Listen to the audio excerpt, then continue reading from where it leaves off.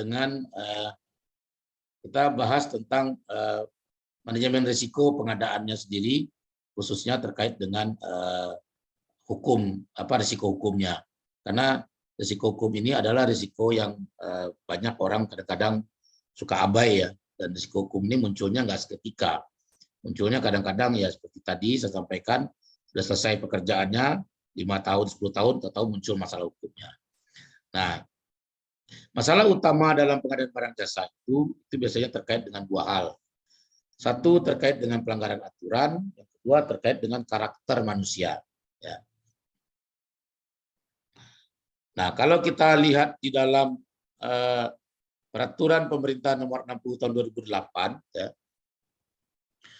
dua hal terkait masalah utama PBJ itu sebenarnya sudah dimitigasi dengan adanya ketentuan bahwa sebelum keputusan diambil oleh pejabat instansi pemerintah, ya, termasuk juga di BUMN nanti ada dasar hukumnya, maka harus dipertimbangkan risikonya lebih dulu.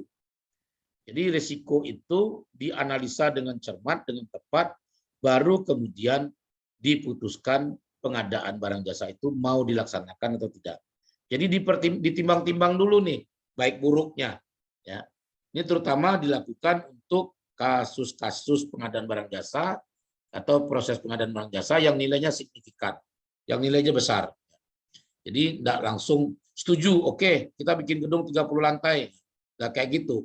Tapi harus ditimbang dulu. Bikin gedung 30 lantai ini risikonya apa sih? Risikonya kan bukan hanya terkait dengan risiko kegagalan bangunan, tapi juga di situ ada aspek-aspek lain yang harus dipertimbangkan, termasuk sosial dan lingkungan masyarakat. Nah, ini yang dilihat di dalam peraturan pemerintah nomor 60 tahun 2008.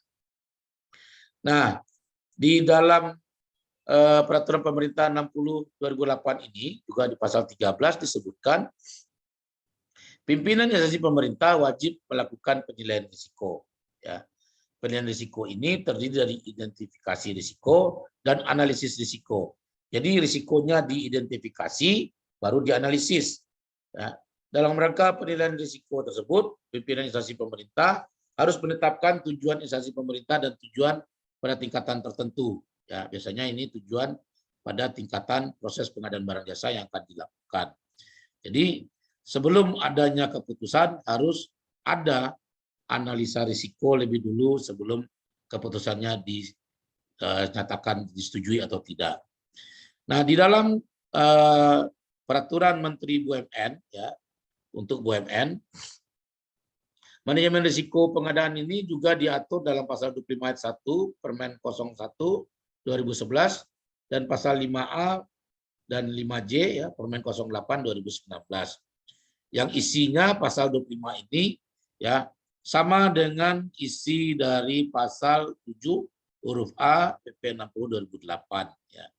Kalau yang pasal 5A plus J ini lebih menekankan bahwa dalam pengadaan barang jasa perlu dilakukan pengelolaan risiko. Nah, ketika kita bicara risiko, maka kita bicara standar internasional ya. Karena yang melakukan penerapan manajemen risiko adalah pertama kali oleh pihak luar ya. Jadi manajemen risiko itu pertama kali dikeluarkan oleh Amerika dalam bentuk COSO tahun 2004, di mana COSO ini adalah salah satu item yang dipergunakan untuk kehati-hatian dalam pengawasan atau internal audit suatu perusahaan. Ya. COSO 2004 ini lahir gara-gara kasus Enron tahun 2001. Mungkin Anda pernah dengar ya, Enron itu skandal terbesar yang nilai uang yang ditipu itu cukup besar, ya, jutaan dolar. Jadi dalam tahun 2001 itu, Enron itu dalam laporan keuangannya menyatakan dia untung. Tapi ternyata beberapa bulan kemudian dia mengkoreksi laporan keuangannya bahwa sebenarnya dia itu rugi. Ya. Nah, problemnya karena dia ini perusahaan publik, maka untungnya dia tadi itu yang dia publish tadi mengkatrol nilai sahamnya sehingga orang-orang jadi ikut berbondong-bondong membeli sahamnya. Nah, begitu dinyatakan dia rugi, maka harga sahamnya turun drastis. Ya. Ini suatu penipuan besar-besaran di tahun 2001 yang menggoncangkan Amerika. Dan itu terjadi karena kurangnya kontrol dari instansi yang berwenang terhadap hal tersebut. Nah, dengan kasus Enron 2001 itu muncullah standar internasional untuk risk management berupa TOSO 2004 yang kemudian oleh ISO, ISO ini adalah internasional standar yang berkantor di Inggris, yang berpusat di Inggris, dia mengeluarkan ISO 31000-2009 risk management guideline, yang kemudian berdasarkan ISO 31000-2009 keluarlah standar ISO 20400 ya, yang merupakan standar pengadaan berkelanjutan ya, Sustainable Procurement Public. Nah, kemudian ISO 2009 ini direvisi menjadi ISO 30000-2018. Perkembangan terakhir ya adalah munculnya ISO 31022 tentang manajemen risiko hukum ya. Jadi ini keluarnya di bulan Mei tahun 2020. 1 tahun lebih setelah saya menyelesaikan disertasi doktor saya terkait manajemen risiko hukum ya. Jadi Anda bisa cari di googling juga bisa ya, Legal Risk Management ya. Judulnya Legal Risk Management BUMN, itu adalah buku ke-8 saya yang berasal dari disertasi doktor terkait dengan manajemen risiko hukum di BUMN. Jadi bagi Mas David itu bisa digunakan buat referensi atau literatur membahas kasus-kasus BUMN ya. Nah, jadi terkait dengan risiko pengadaan sendiri, pada dasarnya risiko itu terjadi pada setiap tahapan, baik berupa kebijakan maupun pelaksanaan. Dan terjadi pada semua tingkatan, apapun metode pemilihan penyedianya. Ya. Karena itu, adanya wujud risiko seperti kerugian material, finansial, tanggung hukum, kegagalan pengadaan, dan lain-lain, maka insan pengadaan perlu memahami risiko. Ya. Kenapa manajemen risiko pengadaan perlu? Ya, antara lain untuk memastikan kepatuhan terhadap prinsip-prinsip pengadaan, mengurangi kerugian, memenuhi kebutuhan tepat waktu, meningkatkan hasil pengadaan, melindungi kualitas, dan yang paling terakhir itu adalah tentunya mereduksi dampak dari risiko itu sendiri. Nah, kalau kita lihat alur pengadaan, maka seperti inilah alur pengadaan. Ya. Jadi ketika kita bicara pengadaan barang jasa, maka pengadaan itu dimulai dari aspek perencanaan. Dari perencanaan ini dilakukan identifikasi kebutuhan, penetapan barang jasa, cara pengadaan sampai ke anggaran. Nah, terkait dengan identifikasi kebutuhan dan anggaran, kenapa saya kasih warna merah? Karena ini risikonya tinggi. Coba Anda baca-baca, flashback ke belakang, berapa banyak kasus penyalahgunaan anggaran di KPK itu yang kaitannya dengan pengadaan barang jasa. Mungkin Anda pernah baca juga di media massa atau di online, bagaimana tiba-tiba ada pengadaan muncul di suatu daerah, padahal itu tidak pernah diajukan oleh Pemdanya ke pusat. Nah, kok bisa-bisa ada masalah pengadaan baru muncul, anggarannya tiba-tiba muncul, padahal nggak pernah diajukan, nggak pernah dianggarkan. Itulah kenapa di sini risikonya merah. Dari perencanaan masuk ke tahap persiapan, ini juga standarnya di sini adalah risikonya adalah risiko hukum administrasi, jadi rendah. Kalau ada kesalahan ini bisa diperbaiki langsung. Begitu juga dengan selanjutnya tahapannya adalah pemilihan penyedia. Metode pemilihan penyedia ada dengan cara pengadaan langsung, penunjukan langsung, tender seleksi terbatas, tender seleksi umum atau swakelola dan lain-lain. Nah, ini juga risikonya risiko yang sangat rendah. Risikonya hanya risiko administrasi. Ya, jadi kalau ada kesalahan ini masih bisa diperbaiki. Nah, risiko yang tertinggi lainnya adalah nanti pada saat kontrak sudah ditandatangani dan dilaksanakan. Inilah disebut dengan istilah pengendalian kontrak. Di dalam pengendalian kontrak ini, sikap permisif dari insan pengadaan sering muncul. Ya. Jadi itulah kenapa kadang-kadang kita baca berita di koran, kok di tahap 2 kali termin si penyedianya benar, speknya sama, kok di tahap berikutnya, tahap ketiga, tahap keempat, dan selanjutnya malah kualitasnya beda. Ya. Itu pernah kejadian 12 tahun yang lalu, di mana saya diminta untuk ikut membahas, dan ketika saya lihat bahwa dia merubah spek di tengah jalan, saya langsung bilang, ini salah. Mau bagaimanapun dia salah. Udah ngaku aja salah, mungkin dengan pengakuan, dengan kooperatif, hukumannya bisa diminimalkan. Dan kebetulan yang bersangkutan kooperatif, mengaku bersalah, ya, ngaku juga telah terima uang, akhirnya dihukum 4 tahun di Pengadilan Tipikor di Riau. Ya. Jadi dalam tahap pengadaan barang jasa, risiko itu bisa dimitigasi kalau kita paham alurnya. Nah, dengan alur seperti ini, Bapak Ibu udah bisa nih. Kalau menjadi lawyer ya, jangan jadi lawyer belain kasus pengadaan barang jasa, tapi alurnya aja nggak paham. Kalau Anda nggak paham alurnya, gimana cara ngebelanya? Alur ini nanti akan korelasi dengan SOP. Ya, jadi harus paham isi dari SOP itu dan apa alur dari SOP itu sendiri. Nah, ini adalah alur secara umum yang dipakai oleh semua instansi pemerintah termasuk BUMN. Ya. Paling yang berbeda adalah penggunaan bahasanya, tapi alurnya ya seperti ini. Nah, kemudian dalam risiko pengadaan, pihak yang terlibat itu ada internal, ada eksternal. Internal itu mulai dari kalau di pemerintahan itu pejabat pembuat anggaran atau PPA, kuasa pengguna anggaran, pejabat pembuat komitmen, unit layanan pengadaan, dan lain-lain. Kalau di BUMN itu ada direksi, unit pengguna, unit teknis, unit pengadaan, dan lain-lain. Nah, pihak eksternal yang terlibat dalam masalah risiko ini adalah mulai dari penyedianya sendiri atau rekanan atau vendor, ada subkonnya, ada asosiasi, otoritas, dan masyarakat. Masyarakat juga salah satu pihak yang memiliki risiko terhadap pengadaan barang jasa. Karena banyak pengadaan barang jasa itu yang mengakibatkan masyarakat menjadi terganggu, baik masalah kondisi sosialnya maupun kondisi lingkungan. Itulah kenapa ya manajemen risiko pengadaan itu perlu dipahami oleh semua instansi pengadaan, termasuk vendor atau penyedia. Nah, risiko pengadaan itu bisa kita lihat dalam 5 gambaran umum. Yang pertama itu administrasi atau administratif, itu yang tadi saya sampaikan sanksinya ringan. Lalu ada pidana, K3L, ada juga aspek teknis dan keuangan. Nah, 5 risiko umum ini sering terjadi. K3L juga sering terjadi ketika proyek dilaksanakan. Mungkin Anda semua pernah dengar kasus turunnya jatuhnya girder ya, girder di Jalan Tendean ya. Nah, itu bagian dari kasus K3L di pengadaan barang jasa ya.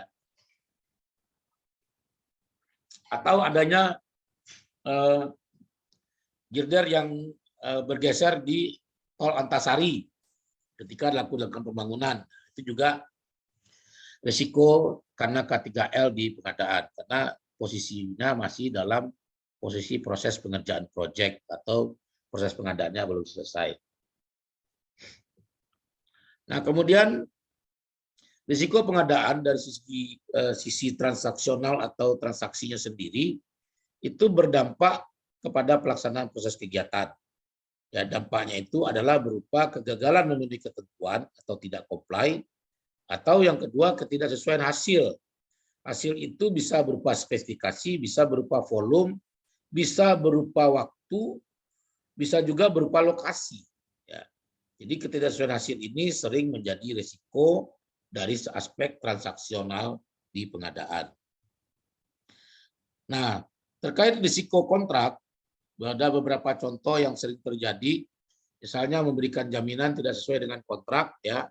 Jadi jaminan itu di pengadaan adalah hal yang wajib. Ya, perlu Bapak Ibu pahami, jaminan itu adalah hal yang wajib. Kalau Anda dapat uang muka, wajib memberikan jaminan uang muka. Kalau Anda melakukan pekerjaan konstruksi, maka wajib memberikan jaminan pelaksanaan dan jaminan pemeliharaan. Jadi wajib. Nah, biasanya SOP dari masing-masing instansi pemerintah itu beda-beda. Standar peraturan presidennya adalah jaminan itu bisa berupa bank garansi, bisa berupa asuransi. Ya. Nah, tinggal kita lihat mana yang lebih aman. Kalau saya, tentu saya akan memilih bank garansi. Karena bank garansi risiko pencairannya kecil. Tapi kalau jaminannya berupa asuransi, nah ini jadi problem, Pak. Ya, Saya tidak pernah melihat ada asuransi yang ketika dicairkan klaim penjaminan atau bondnya langsung dibayar. Pasti dia akan berputar-putar dulu. Ya, syukur-syukur yang diajak putar-putar lupa sampai nggak melakukan klaim. Tapi kalaupun harus bayar, tentu dipersulit sama mereka. Nah, ini contoh risiko bagaimana item kontrak itu menjadi hal yang penting untuk dibahas atau dipelajari dari awal. Yang kedua, melanggar larangan subkon. Ya. Kita menunjuk penyedia, artinya kita sudah langsung bertransaksi dengan si penyedia atau vendor. Dia tidak boleh lagi mengalihkan transaksi itu kepada pihak ketiga. Sehingga di dalam pengadaan barang jasa pemerintah, menunjuk subkon itu merupakan hal yang hanya dibolehkan kalau si instansi pemerintah selaku bohir menyetujui. Kalau tidak, itu dianggap sebagai pelanggaran atas kontrak. Risiko kontrak lainnya adalah terkait dengan garansi barang, tidak adanya asuransi, ya, barang jasa tidak sesuai, keterlambatan, atau pembayaran tidak sesuai kontrak. Ini adalah beberapa contoh-contoh risiko kontrak yang sering terjadi dalam kontrak pengadaan barang jasa.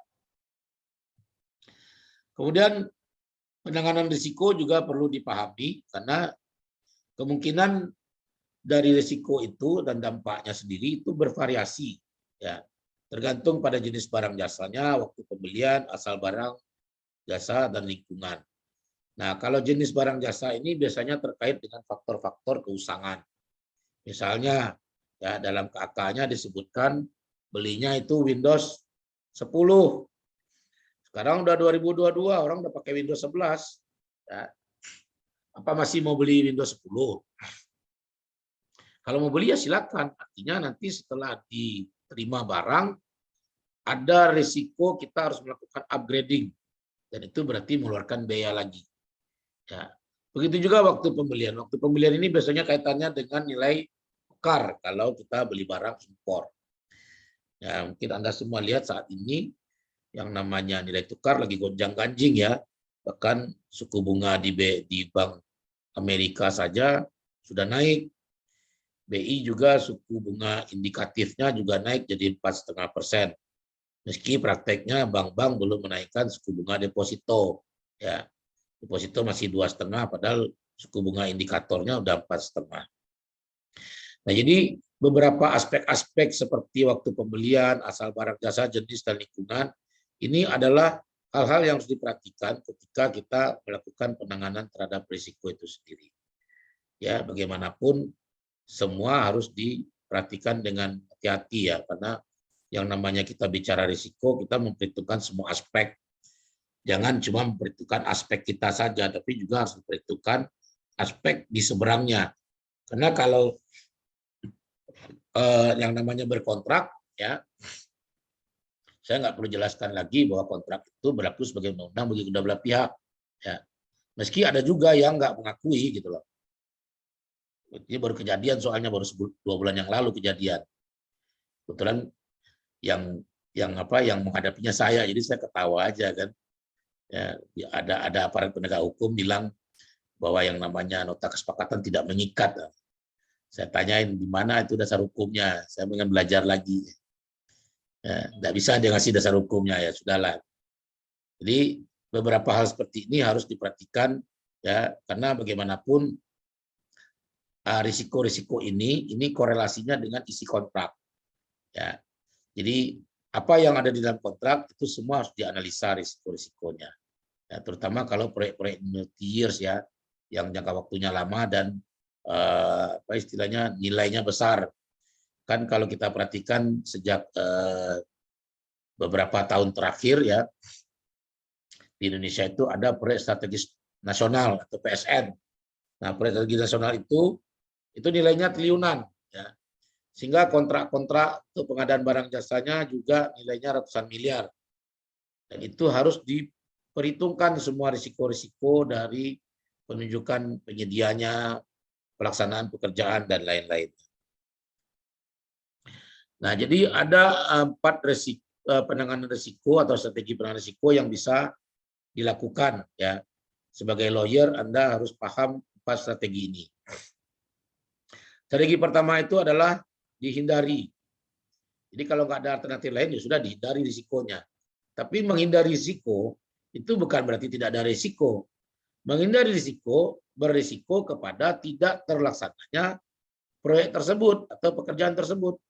Jadi menghindari risiko bisa memunculkan risiko. Nah, strategi yang biasanya dilakukan itu adalah dengan cara mengurangi, ya, dimitigasi sebelum masalahnya timbul, atau risikonya dialihkan ke pihak lain. Nah, dalam kontrak-kontrak tertentu seperti kontrak lamsam, risiko itu dialihkan semuanya ke penyedia. Jadi kita sebagai instansi pemerintah atau sebagai bohir, kita nggak ikut bertanggung jawab terhadap risiko yang terjadi selama proses pengadaan barang jasanya dilaksanakan. Jadi kontrak lamsam adalah salah satu cara mengalihkan risiko ke pihak lain. Strategi lainnya adalah diterima risikonya. Biasanya risiko yang diterima ini risiko yang tingkat atau dampaknya itu rendah, ya, tidak memiliki dampak yang signifikan, dan risiko itu bisa diterima karena tidak mengganggu kepada proses pencapaian tujuan. Nah, terkait dengan mitigasi, ya, ada 3 dampak kalau mitigasi itu terlambat atau gagal dilaksanakan. Dampak gagal mitigasi itu antara lain terkait dengan timeline pengadaannya sendiri. Ya, timeline ini bisa berupa keterlambatan penyelesaian pekerjaan. Kemudian ada juga dampaknya itu terkait dengan cost, di mana dengan adanya kegagalan mitigasi maka biayanya jadi bertambah. Dan penalti, ya, penalti atau sanksi. Jadi sanksi tidak hanya diberikan oleh bohir, tapi penyedia juga bisa mengenakan sanksi. Ya. Nah, ini beberapa hal yang dilihat sebagai dampak kegagalan mitigasi. Nah, sanksi dari kegagalan mitigasi itu secara pengadaan bisa berupa sanksi finansial seperti denda, ganti rugi, dan lain-lain. Atau sanksi hukum kalau tidak bisa diselesaikan dengan cara denda. Ya. Nah, misalnya ya, adanya gugatan ke pengadilan, ya, atau membawa ke ranah arbitrase. Dan sanksi politik. Sanksi politik ini biasanya kalau proyek pengadaan barang jasa itu terkait dengan proyek strategis nasional, di mana pemerintah ikut melakukan pengawasan secara rutin, ya, terhadap proyek-proyek tersebut dan sanksi-sanksi lainnya. Nah, risiko sisa pasca pengadaan, ya, tadi sudah saya jelaskan terkait teknis, yaitu keusahaan teknologi, keuangan, ya, administratif. Ini biasanya sering karena adanya administrasi yang tidak lengkap. Biasanya BUMN tertentu, ya, BUMN itu kan setiap tahun ini, ya, secara berkala setiap 2 tahun diperiksa sama BPK, ya. Kalau instansi pemerintah itu dia diperiksa setiap tahun. Nah, biasanya untuk pengadaan barang jasa, ya, yang nilainya nilai besar signifikan, BUMN suka melakukan pra-audit. Nah, biasanya kalau saya dilibatkan, saya melihat dari segi kelalaian administrasi terlebih dahulu. Dokumen-dokumen apa saja yang kurang. Ada juga risiko hukum, ya, setelah pengadaan itu selesai. Ini bisa adanya penipuan, suap, atau korupsi. Nah, kayak kasus yang disampaikan David tadi, itu bisa masuk kategori penipuan. Uang sudah dibayar, ternyata tanahnya milik orang lain. Ya. Nah, itu salah satu yang menjadi risiko sisa pasca pengadaan. Dan K3L, ya, keselamatan, kesehatan, dan lingkungan. Risiko sisa pengadaan ini kenapa disebut risiko sisa? Karena munculnya setelah pengadaannya selesai. Ya. Beli tanah munculnya bukan saat transaksi, tidak. Munculnya saat tanahnya sudah dipakai. Nah, itu banyak terjadi di BUMN. Makanya di BUMN itu penataan asetnya itu banyak yang amburadul karena mereka nggak punya tim, kadang-kadang nggak mau bikin tim, nggak mau cari tenaga ahli yang mengerti, gitu. Nah, kayak gitu. Ini yang muncul setelah pengadaannya selesai. Jadi ini disebut dengan risk residual atau risiko sisa. Nah, dalam penerapan manajemen risiko di pemerintah, seperti tadi kita sudah sampaikan, ya, di mana pemerintah itu sebelum membuat kebijakan harus melakukan analisa risiko. Nah, di pengadaan analisa risiko itu sudah harus dilakukan dalam membuat rencana umum pengadaan. Jadi rencana umum pengadaan ini kayak rencana belanja ya, rencana belanja tahun berikutnya. Nah, dalam rencana umum pengadaan ini, instansi pemerintah harus menerapkan analisa dampak kebijakan atau decision impact analysis ya. Nah, terhadap rencana yang akan dilakukan. Biasanya decision impact analysis ini dilakukan terhadap pengadaan barang jasa yang nilainya besar-besar dan signifikan. Nah, decision impact analysis ini mengacu kepada pestel analysis. Jadi toolnya adalah pestel analysis. Nah, pestel analysis sendiri ya itu juga merupakan kegiatan yang dilakukan untuk ya, mengidentifikasi kejadian yang mengancam tujuan dan sasaran pengadaan. Nah, sistem ini ya itu merupakan sistem yang paling dikenal paling relevan ya dengan analisa risiko eksternal. Jadi yang dilihat di sini adalah bagaimana risiko-risiko ini bisa dikendalikan dalam suatu organisasi, terutama ketika organisasi itu akan mengambil suatu kebijakan. Nah, ini adalah tools-nya ya. Jadi kalau Anda lihat tools-nya itu seperti ini. PESTEL itu adalah singkatan dari politik, ekonomi, sosial, teknologi, legal, ya, ekologi dan atau lingkungan. Jadi yang dianalisa dalam keputusan yang akan diambil itu adalah risiko terkait kebijakan atau kondisi politik. Itu dari segi politiknya, dari segi ekonomi, kondisi ekonomi, sosialnya sosial masyarakat, teknologi adalah teknologi yang mempengaruhi pengadaan barang jasa itu, legal yaitu terkait imposisi peraturan, dan ekologi ya atau lingkungan itu terkait dengan aspek lingkungan. Gitu. Jadi ini yang dilihat dalam konteks pestel analisis. Nah, salah satu yang pernah terjadi di yang pernah saya alami itu adalah terkait pestel ini ketika satu BUMN di bidang bandar udara mau membangun suatu bandara baru di Pulau Jawa. Ya, seperti biasa ya, direktur dirut BUMN itu kalau ketemu presiden itu kan dia gercep ya. Presiden bilang ini segera dibangun ya Pak supaya nanti bisa dijadikan hub untuk haji umroh dan bisa dituruni oleh pesawat-pesawat wide body. Oh siap Pak, siap. Ya, kalau bisa sudah bisa dibangun nih tahun ini. Oh siap Pak, siap. Ya, saking siapnya dia langsung melakukan penunjukan langsung terhadap satu BUMN karya untuk langsung bekerja. Ya, udah kerja nih BUMN-nya, udah 3 bulan kerja. Tiba-tiba keluar keputusan presiden yang isinya dalam proses pengadaan barang jasa untuk pembangunan bandara udara tersebut wajib mengikuti ketentuan perundang-undangan yang berlaku. Ya, terutama peraturan perundang sektoral.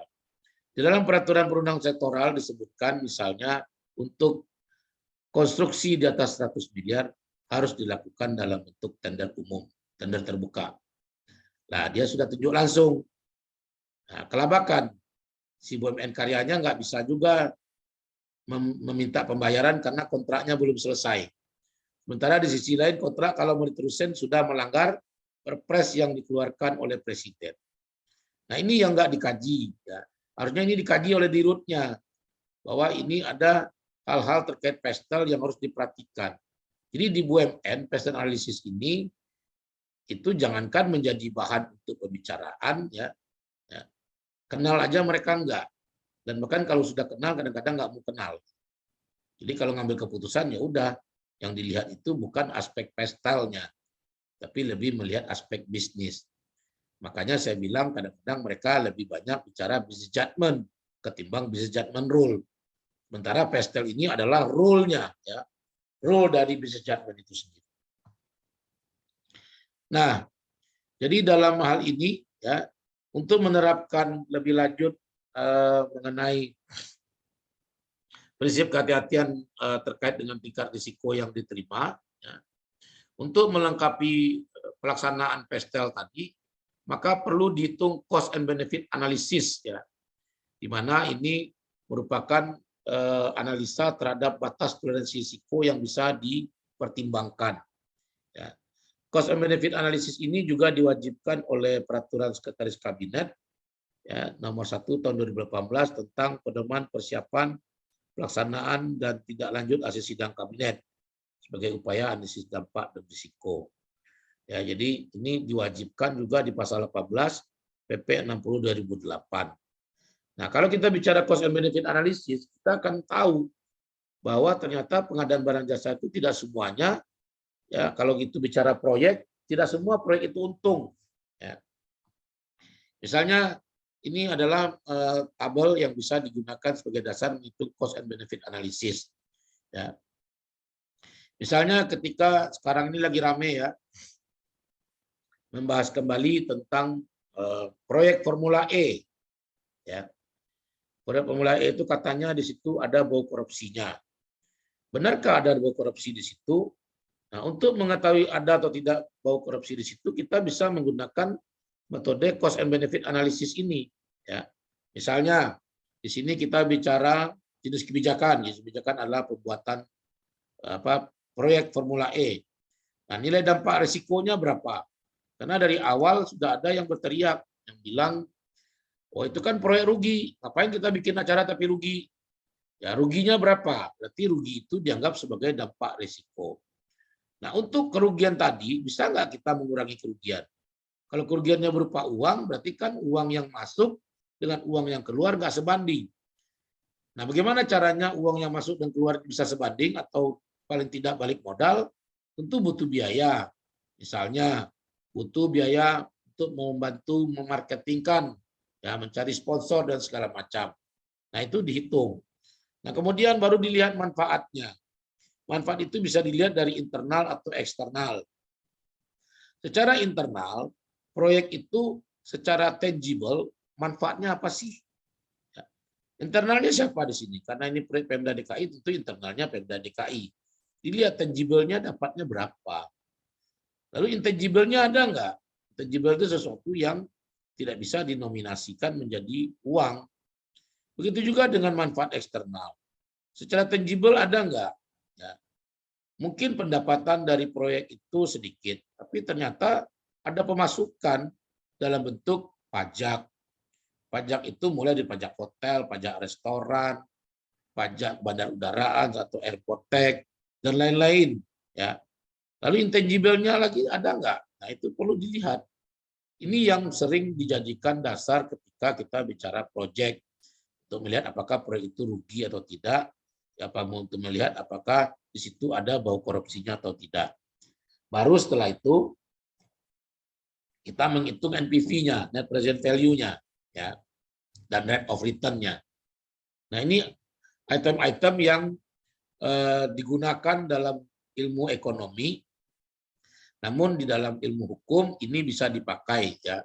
Karena yang namanya ilmu ekonomi itu sering dijadikan pisau analisis ya ketika kita bicara hukum atau dalam bahasa lainnya disebut economic analysis of law. Ya Pak Evi silakan. Ya Pak, saya mau nanya Pak, ini memang ini saya bingung juga Pak, gimana mengkuantifikasikan intangible ini Pak ya? Ini kan agak repot nih Pak menurut saya. Betul. Karena kan mengkuantifisirnya multitafsir nanti Pak. Bagaimana Pak ya? Ya, jadi intangible itu bisa kita bikinkan penafsirannya sesuai dengan proyek per proyek. Misalnya, Bapak bikin proyek Formula E. Ya. Formula E itu, kan kalau tangible-nya bisa dihitung nilai uangnya Pak. Tapi dengan adanya Formula E, pertanyaan saya, orang di seluruh dunia jadi tahu nggak adanya Jakarta? Iya. Itu bisa dinominalkan nggak jadi uang Pak? Nggak bisa kan? Nggak bisa Pak. Nah, itu salah satu tolak ukur kalau kita bicara intangible. Dia tidak ada nilai uangnya, tapi manfaatnya dirasakan. Kalau bagi eksternal misalnya, eksternal berarti kita bicara non pemerintah DKI. Ini kita bicara dari keilmuan ya, tidak ada maksud tujuan untuk membela siapapun ya. Nah, intangible itu misalnya gini, ketika ada Formula E, ya, dari segi eksternal tangible-nya mungkin bentuknya adalah pajak ya. karena ada pajak hotel, restoran dan segala macam dengan banyaknya orang asing, mereka kan pasti nginap kan. Nggak mungkin nginapnya sendirian, pasti rame-rame. Nah, itu kan ada pajak yang bisa dihitung. Tapi intangible-nya yang sebenarnya juga bisa ditangiblekan, misalnya ketika Formula E itu lagi rame, mau dicanangkan pemerintah, orang Tanah Abang itu pada bikin kaos nggak, Pak? Ya, pasti Pak. Nah, itu kan salah satu dampak intangible. Bisa dihitung, bisa, tapi kan butuh waktu. Apalagi misalnya, kan dengan adanya keramaian seperti itu, otomatis kan orang juga pengen membeli souvenir, Pak. Iya Pak. Atau artinya di situ secara intangible, ekonomi masyarakat digerakkan. Mau ditangiblekan bisa, tapi butuh waktu menghitungnya. Beda dengan pajak. Kalau pajak karena udah by system, Bapak tinggal ketik langsung keluar. Nah, itu salah satu contohnya, Pak. Jadi itu distrukturkan sendiri berdasarkan jenis proyeknya. Jadi ini yang disebut dengan economic analysis of law, Pak. Ya. Nah, jadi ini salah satu ahlinya adalah Richard Posner, ya. Dia yang menelurkan ilmu economic analysis of law. Jadi kalau Bapak membuat skrip tesis, ada bagusnya bicara economic analysis of law. Karena nggak banyak yang berani main di situ, Pak. Ya. Nggak banyak. Saya salah satu yang berani bermain di economic analysis of law karena saya tahu ini akan menjadi nilai lebih buat diri saya sendiri gitu loh. Saya sih nggak bicara orang lain, tapi buat saya aja dulu gitu. Ya baik. Nah, kemudian kita lanjutkan, tinggal beberapa slide ya, tanggung ini. Nah, ketika pengadaan barang jasa dilaksanakan, maka membuat list register atau data risiko juga suatu hal yang bisa dilakukan jadi kewajiban. Nah, kalau risikonya itu kita ikut menanggung, maka membuat list register adalah salah satu cara yang bagus. Tapi kalau risikonya tidak, instansi pemerintah nggak ikut menanggung, misalnya karena kontraknya kontrak lansam, maka otomatis list register ini sebenarnya tidak diperlukan. Silakan, Ali Ridho. Ya, baik Pak. Saya ini sebenarnya mau bertanya tentang tadi kan untuk risk Pak ya. Kalau misal ada dari BPK gitu, bahwa ini sudah tidak ada apa namanya, ada pengecualian wajar tanpa pengecualian, tapi memang masih ada kasus korupsi Pak. Ini kan ada beberapa di daerah. Kemudian kalau untuk pemerintah pusat itu, apakah proyek yang sudah jadi kemudian itu memang sudah jadi, bukan mangkrak. Kemudian tidak efektif, Pak. Contoh seperti Bandara Kertajati, kemudian tol di daerah Kalimantan Timur itu sangat sepi, Pak.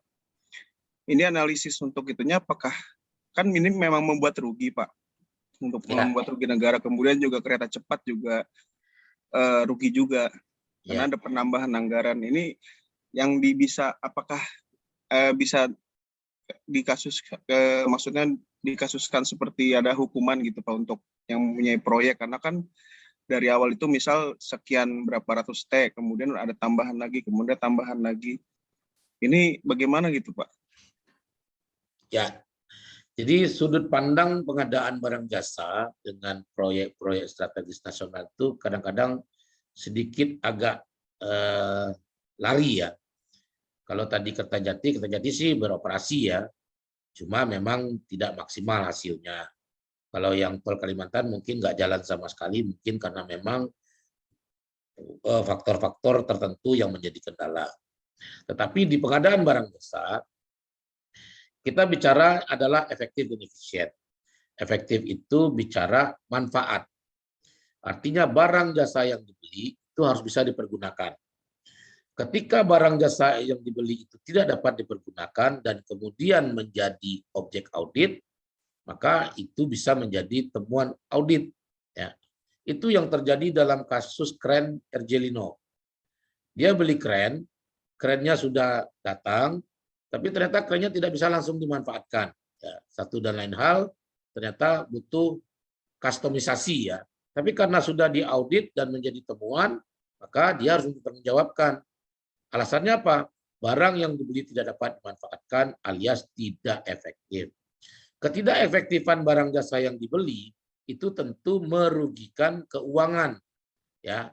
Kalau dia negara atau pemerintah tentu menjadi korupsi, ya. Kalau di BUMN ini bisa menjadi perdebatan. Perdebatan kenapa? Karena BUMN itu kan modalnya adalah kekayaan negara yang dipisahkan, ya. Itu clear itu.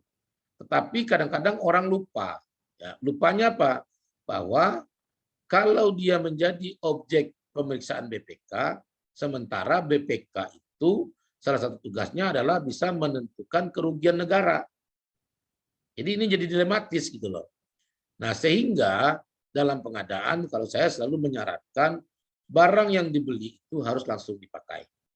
Setelah dipakai kalau kemudian dia memang nggak cocok, lakukan kustomisasi secepatnya supaya unsur efektifness-nya itu tidak terganggu.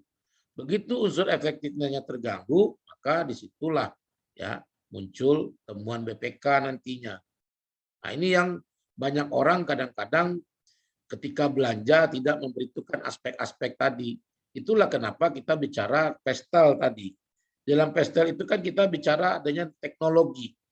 Ketika kita beli barang, aspek teknologinya dikaji. Ini barang dibeli bisa dipakai langsung nggak ya? Kalau enggak, perlu apa? Kalau perlu dikustomisasi, kalau gitu jangan langsung dibeli. Dibikinkan dulu perencanaan kustomisasinya, jadi ketika belanja, langsung belanjanya sekaligus. Tapi kalau perencanaannya tidak matang, barang yang sudah dibeli tadi kemudian tidak dipakai, disinilah unsur merugikan keuangan negaranya muncul. Nah, itu cara pandang dari segi pengadaan. Dan itu di BUMN sering terjadi. Kadang-kadang mereka belanja, mereka tidak menghitung secara cermat. Kebetulan ada satu BUMN yang kemarin minta tolong saya bikin kajian pengadaan ya. Jadi saya kaji secara komprehensif, saya sampaikan di situ, termasuk aspek TKDN-nya segala macam, bahwa mereka harus menyiapkan 1, 2, 3. Jangan sampai belanja, terus nanti barangnya menjadi tidak dipakai dulu. Mungkin terpakai, tapi dipakainya itu next. Karena banyak proyek-proyek itu yang kadang-kadang secara anggaran multi-year. Ya.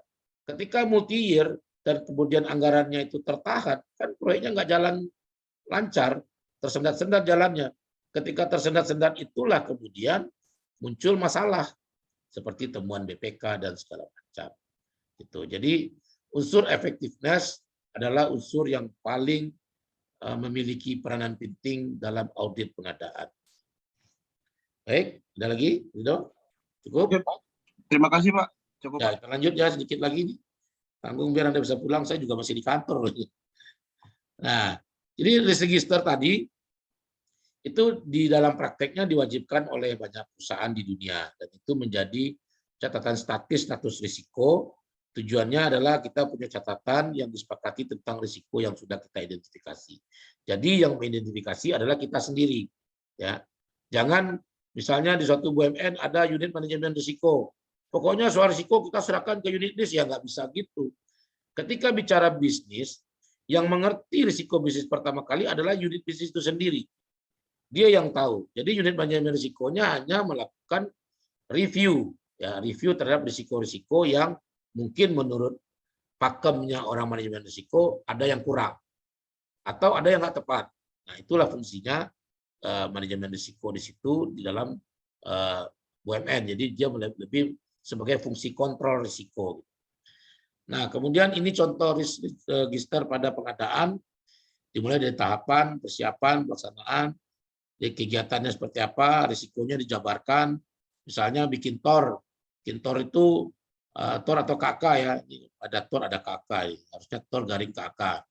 Jadi kalau tor itu misalnya atau KK itu yang suka jadi masalah adalah yang buat ini ilmunya kurang. Karena ilmunya kurang, maka suka sekali dia membuat sesuatu itu nggak detail. Atau ketika membuat tor, ruang lingkup pekerjaannya tidak tersampaikan secara utuh. Nah, risikonya ini akan mengakibatkan orang bingung membaca KK. Penyebabnya apa? Oh, ternyata orang yang membuat KK nggak pintar. Ya sudah, Kalau nggak pinter, berarti apa yang dia lakukan nanti akan berdampak pada kegagalan atau berulangnya proses pengadaan. Lalu bagaimana? Karena penyebabnya adalah kekurangan SDM yang tidak handal, treatmentnya bisa orangnya diganti atau ilmunya di-upgrade. Gitu. Ini contoh risk register di pengadaan. Nah, yang perlu Bapak Ibu pahami ketika kita bicara manajemen risiko di pengadaan ini adalah kita bicara fokus kepada mitigasinya. Karena dengan fokus pada mitigasi kita bisa mengurangi kemungkinan terjadinya risiko-risiko, ya, termasuk risiko-risiko yang tadi ada di kontrak, dan mengurangi dampak atau konsekuensinya. Ya. Nah, ketika kita bicara dampak risiko pengadaan, maka kita bisa melihat ada 5 jenis konsekuensi atau dampaknya itu. Yang pertama itu adalah yang tidak signifikan, ini biasanya risiko yang tidak mengganggu banget ya, atau tidak berarti. Ada yang kurang signifikan, ini hasil pengadaan dianggap memuaskan, tapi diwaspadai adanya defisiensi. Defisiensi itu adalah ketidakefisienan ya. Kemudian sedang, masyarakat menganggap puas ya. Signifikan, masyarakat tidak puas. Sangat signifikan atau berbahaya atau katastrofik, ini biasanya sudah jauh dari standar yang bisa diterima, dan biasanya yang katastrofik ini menjadi kasus ya, baik oleh BPK atau oleh internal masing-masing. Jadi best practice-nya dalam bicara manajemen risiko terkait dengan aspek hukum kontrak tadi adalah kita bicara dari aspek perencanaan. Di situ kita menggunakan metode decision impact analysis pada rencana umum pengadaan, atau cost and benefit analysis. Ini biasanya dipakai di pembuatan KK, dan ketika dilaksanakan kita bicara risk register. Ini best practice yang bisa digunakan ketika kita mulai bicara kontrak pengadaan barang jasa. Demikian kuliah hari ini. Kalau ada yang bertanya silakan.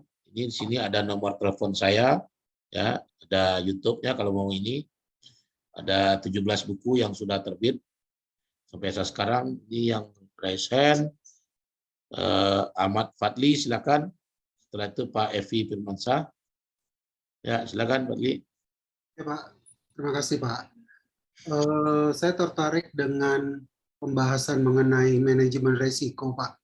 Karena kan sebenarnya kalau kita bicara manajemen risiko kan kita bicara, kalau kayak tadi di slide Bapak nomor 47 kan Bapak bicara impact-nya Pak. Ya. Tapi kan sebenarnya ada aspek lain yang selalu diperhitungkan pada saat melakukan manajemen risiko, yaitu probabilitas Pak, kemungkinan. Ya. Nah, ini sih saya lagi, ini berdasarkan pengalaman sih Pak ya. Ya.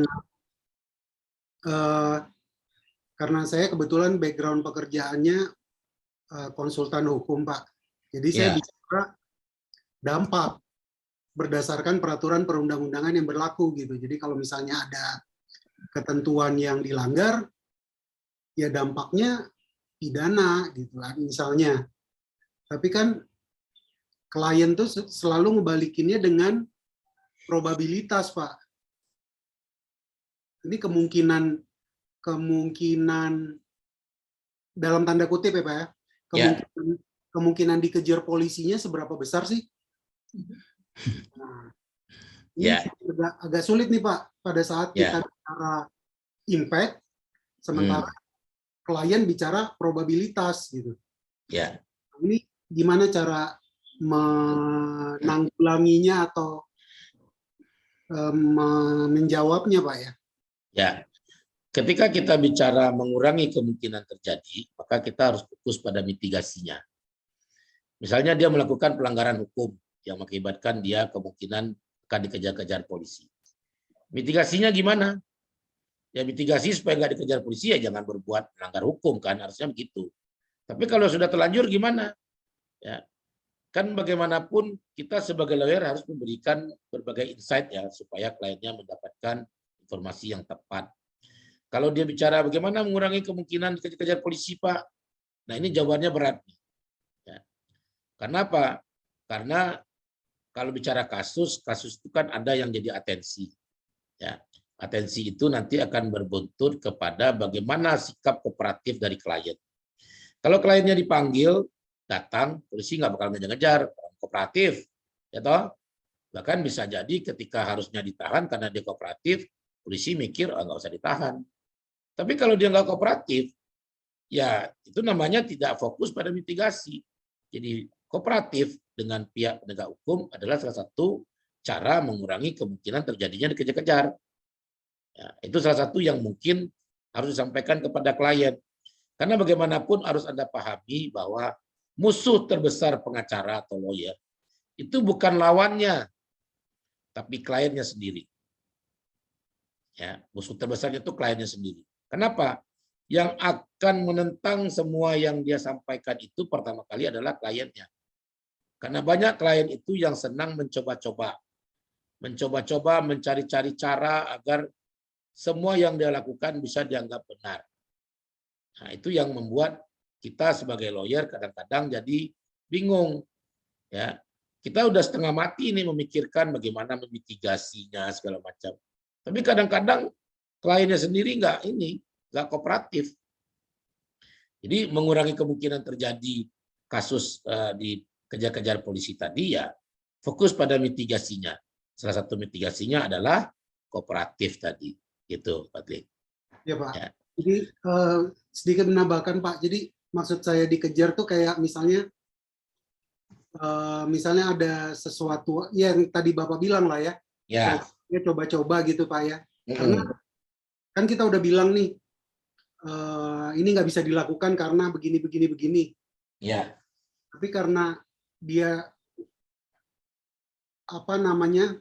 tolok ukurnya itu seberapa mungkin yang dia kerjakan ini bisa kena gitu.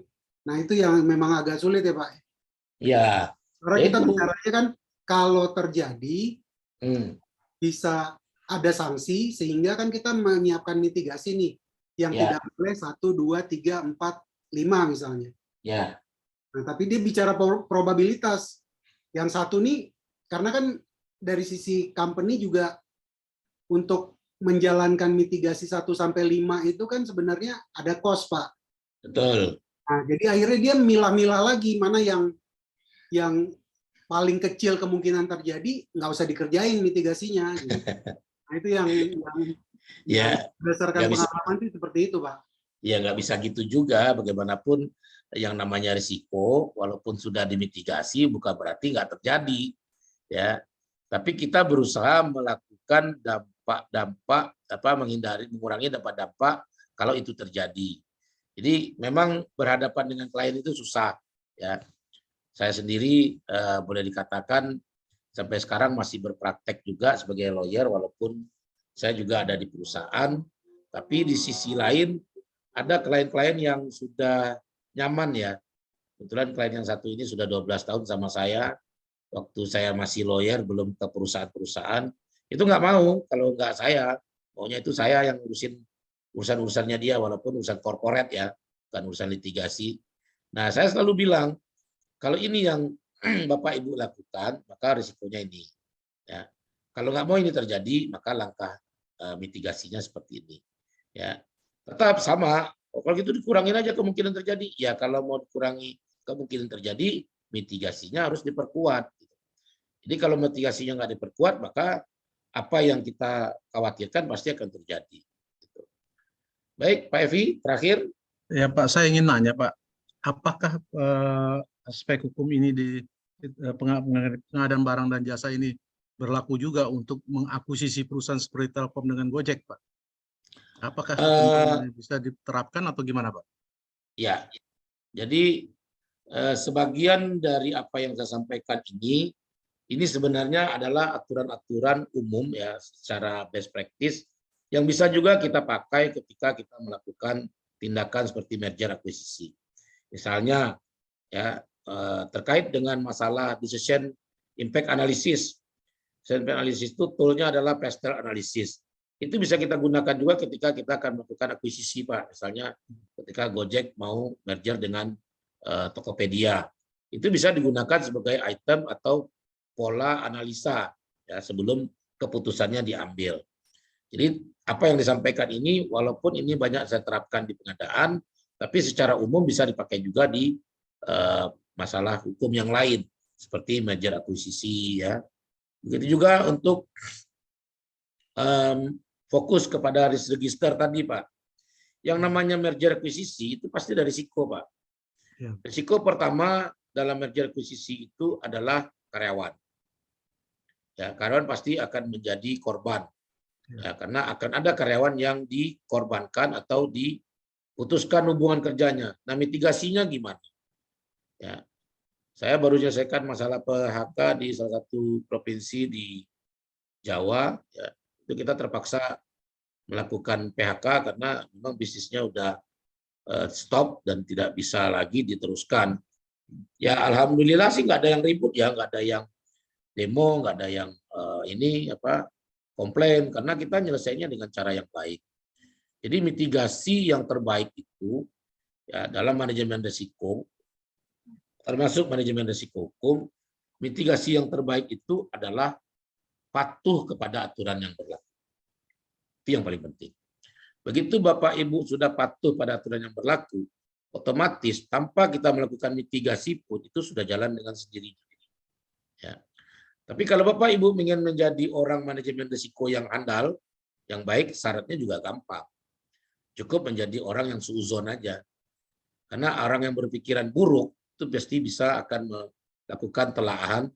Kalau saya begini, nanti jangan-jangan begini, jangan-jangan begini, jangan-jangan begini. Dari situ dia akan membuat mitigasinya. Kalau ini terjadi, mitigasinya seperti apa? Gitu Pak Evi. Baik Pak, terima kasih Pak. Silakan kalau ada masih tanyakan. Sudah hampir jam 8. Saya lihat banyak yang bingung, banyak yang kameranya mati. Ya, karena bagaimanapun ini memang ilmunya agak beda ya dari yang biasa Pak Ibu di kampus. Karena boleh dikatakan pengadaan barang jasa ini nggak banyak orang yang paham. Apalagi lawyer. Ya, lawyer ketika ada kasus pengadaan barang jasa, dia selalu bicaranya, kita bicara hukum Pak. Nggak bisa bicara hukum kalau nggak ngerti prosesnya. Ya, ini kan ibarat mengurai benang kusut. Kalau benang kusutnya itu nggak tahu ada di mana, maka nggak terurai benang kusutnya. Walaupun kita seahli-ahli apapun dalam hukum, ketika mendampingi klien di pengadilan tipikor terkait dengan kasus korupsi pengadaan, mau tak mau, suka tak suka harus paham dengan alur pengadaannya. Ini ada pertanyaan terakhir nih, Hari Andrian, silakan. Pak Wawan. Ya. Ya, saya izin Pak, saya tertarik sebenarnya diskusi ini Pak. Mungkin ini terkait juga dengan tesis saya. Mungkin nanti saya kalau boleh Pak, saya izin nanti hubungin Bapak Pak di luar kesempatan kuliah ini Pak. Silakan, silakan. Ya, oke Pak, makasih Pak. Baik, makasih. Baik, ada lagi? Semakin malam, hujannya tidak berhenti-berhenti. Bapak izin tadi belum sempat nyatet nomor teleponnya Pak. Oh, oke. Saya taruh di chat aja ya. Baik Pak, di slide yang saya kasih ada, cuma mungkin si Jessica belum dikasih. Nah, itu nomor WA saya, itu aktif, silakan ber-WA dan kalau bisa jangan langsung nelpon karena kadang-kadang saya suka nggak angkat.